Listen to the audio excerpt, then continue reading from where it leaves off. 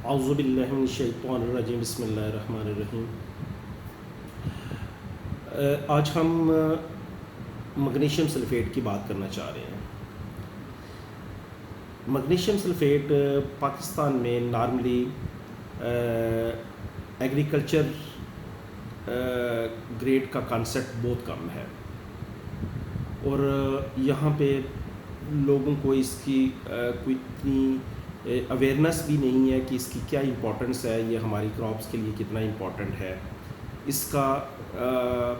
इतना फीडबैक भी लोगों के पास नहीं होता क्योंकि इसको कोई as a specialised fertiliser use नहीं किया जा सकता। और दूसरी बात यह है कि इस अनियत को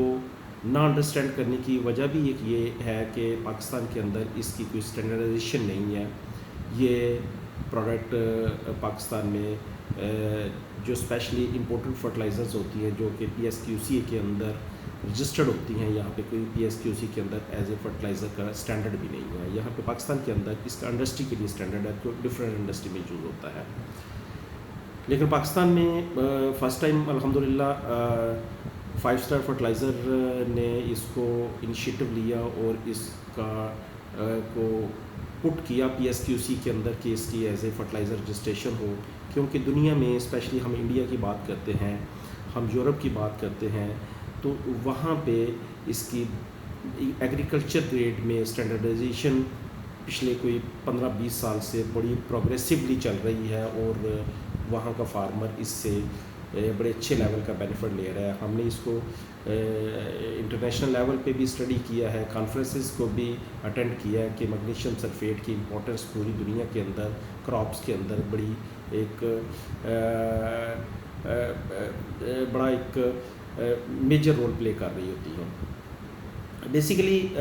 इस प्रोडक्ट का पाकिस्तान में रजिस्ट्रेशन का एक इशू ये बन रहा था कि इस जो लोकल मैन्युफैक्चरिंग है या इवन के कुछ ऐसे प्रोडक्ट्स हैं जो एग्रीकल्चर ग्रेड नहीं होते, जो इंडस्ट्री में यूज़ होते हैं, उसमें हैवी मेटल्स आर्सेनिक मेटल्स जो होते हैं, आर्सेनिक मैटर जो होता है वो काफ़ी मिकदार में पाया जाता है, जिसकी वजह से इसको हम ये कह सकते हैं इसको एग्रीकल्चर ग्रेड में यूज़ नहीं किया जा रहा। लेकिन इस दफ़ा हमने फ़र्स्ट टाइम अपने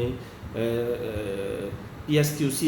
की स्टैंडर्डाइजेशन कमेटी को इस चीज़ में रियलाइज़ करवाया है कि पाकिस्तान के अंदर इंशाल्लाह इन फ्यूचर ऐसी चीज़ें ही इंपोर्ट होंगी, स्पेशली मैग्नीशियम सल्फेट के अंदर, जो कि इंटरनेशनल स्टैंडर्ड को मीट करेंगी और इस स्टैंडर्डाइजेशन के लिए इसकी रिक्वायरमेंट जो है उस स्टैंडर्ड के मुताबिक ही उसको फुलफिल की जाएगी। अब सेकंड जो इसका फेज़ है, इसकी जो अभी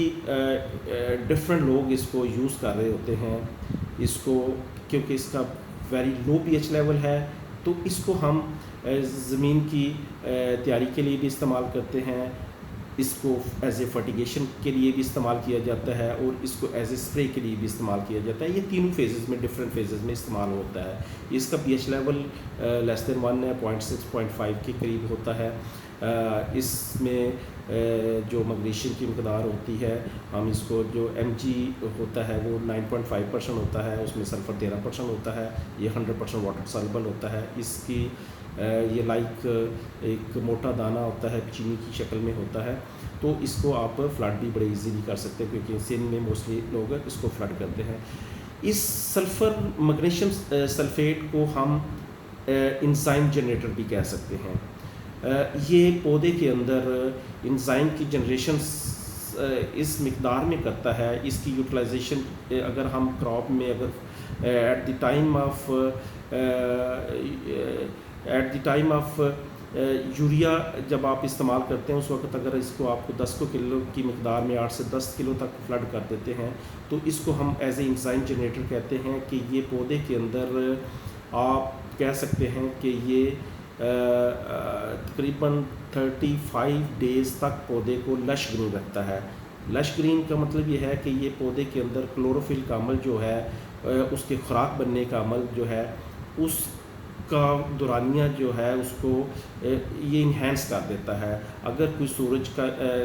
सख्त गर्मी का इफ़ेक्ट होता है या मौसमी कुछ इफ़ेक्ट ऐसे होते हैं तो ये उसको एज ए रजिस्टर, क्योंकि इसमें सल्फ़र भी होती है, इसके अंदर प्रोटीन भी पैदा करता है सल्फ़र, तो इसको एज ए रजिस्टर्स के तौर पे भी हम इस्तेमाल ये होता है और ये इसको लंबे अरसे के लिए लश ग्रीन पौधे को रखता है और साथ उसके ख़ुराक के अमल को भी कंटिन्यूसली फास्ट करता है। और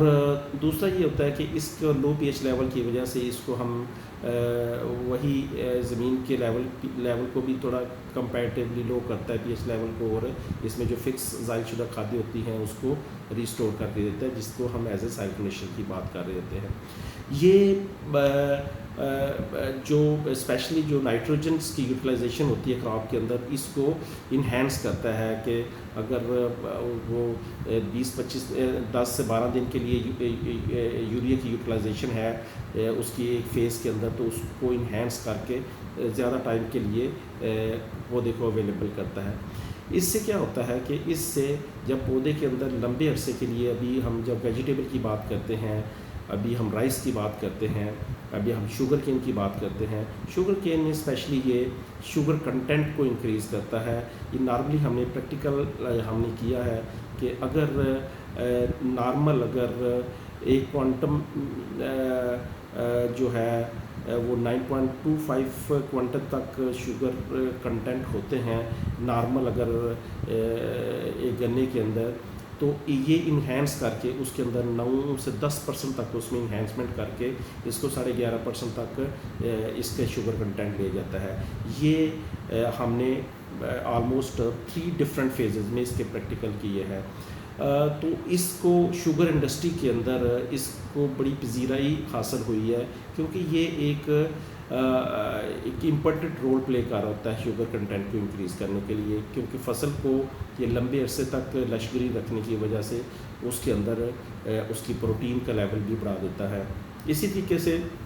वेजिटेबल्स के अंदर हम देखते हैं, खीरे के अंदर देखते हैं, तरबूज के अंदर देखते हैं, इसको इस्तेमाल करने से